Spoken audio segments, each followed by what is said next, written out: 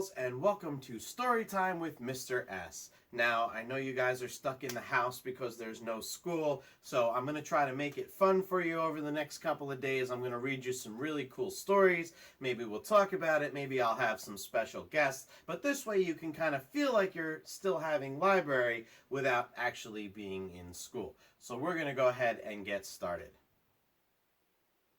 All right, boys and girls, the book I've picked for you today is a chapter book. It's a little different than the kinds of books that I normally read you.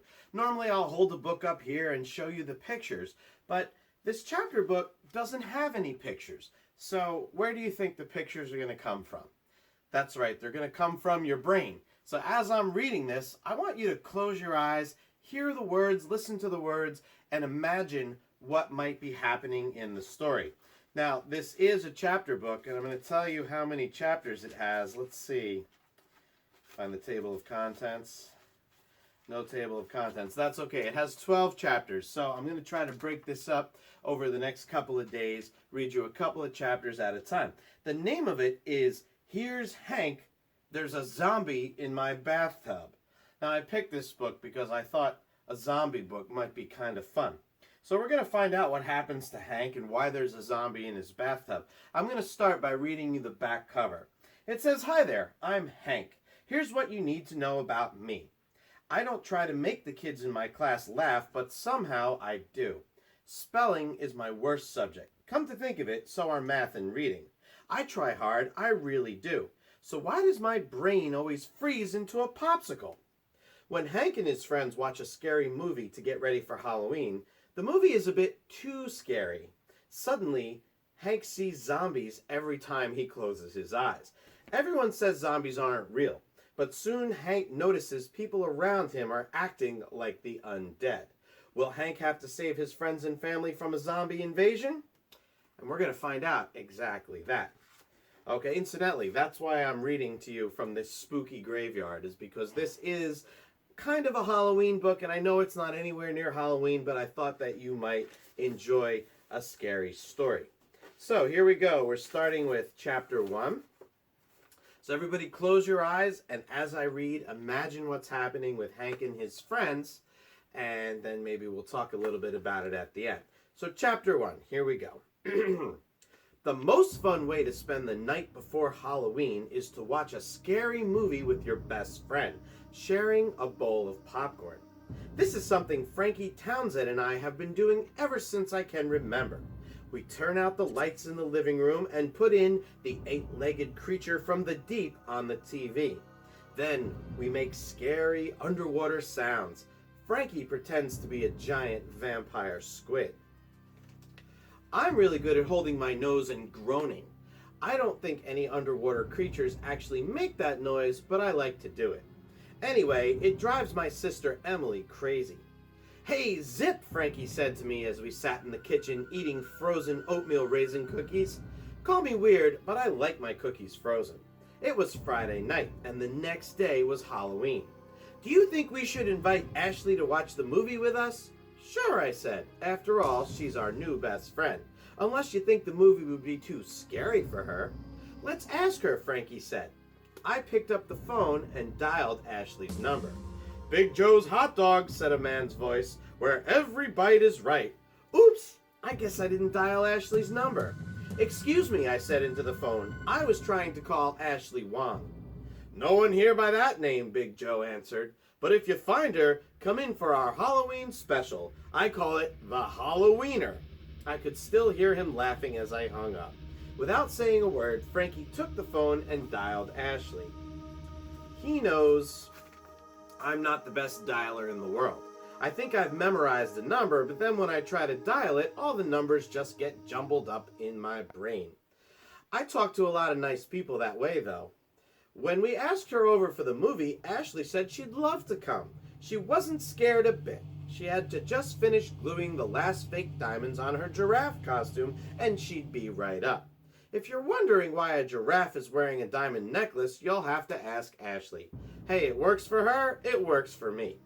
We had just hung up the phone when my sister Emily came stomping into the kitchen. She had green cardboard patches hanging all over her body.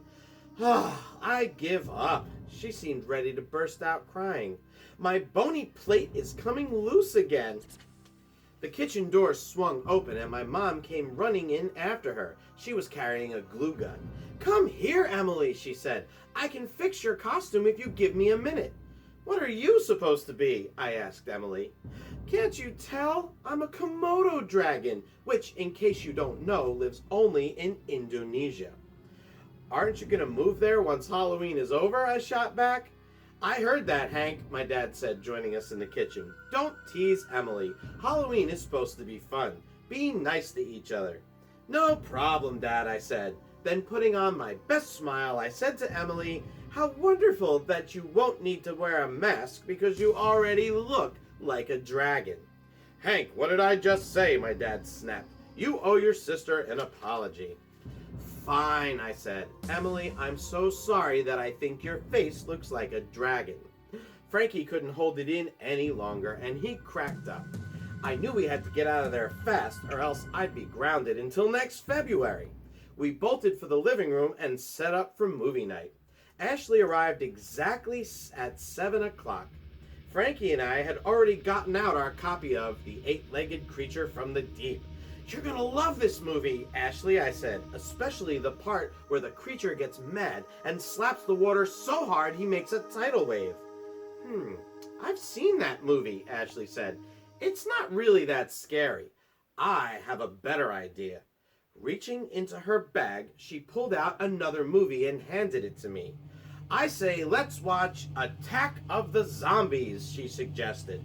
I glanced at the cover.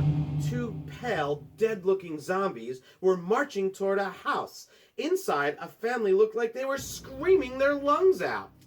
Just looking at that picture made my hands start to sweat. If I could barely stand to look at the cover, I can only imagine how much the movie would scare me. "I don't know," I said, shaking my head. "Zombies give me the creeps, the way they walk around moaning and eating human knees and everything." A shiver ran down my spine. "Well, I vote for Ashley's movie," Frankie said. "I think it'd be a good thing for us to change it up.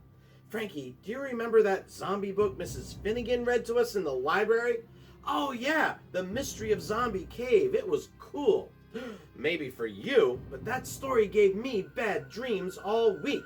I had to sleep on the floor in my mom and dad's room." "We were in first grade then," Frankie said. "You were just a little kid. Little kids always get scared."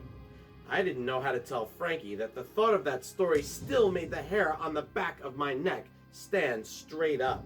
"Besides," Frankie continued, "Ashley and I are right here with you, and we won't let any zombies eat you. Will we, Ash?"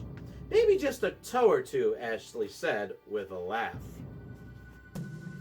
"You don't need all 10 toes anyway."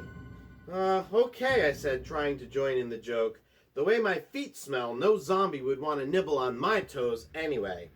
"That's the Hank Zipster I know," Frankie said, slapping me on the back. "Funny, cool, not afraid of anything. Right, dude?" "Yeah, right," I said, but my brain was screaming, "Not right, not right, not right." And you know what, boys and girls? That is the end of chapter 1. So as I was reading it, did you guys picture what Frankie, Ashley, and Hank looked like in your head? I hope so, because we've got a few more chapters to go. Do you think the movie's going to be really scary? Do you think Hank's going to be scared out of his brains? I don't know. We're going to find out. So check me out again tomorrow. I'll have chapter 2, maybe chapter 2 and 3. We'll see how it goes. And I hope you guys are staying safe, staying healthy, washing your hands, and enjoying the time at home. Thanks again for watching. I'll see you next time. Press start.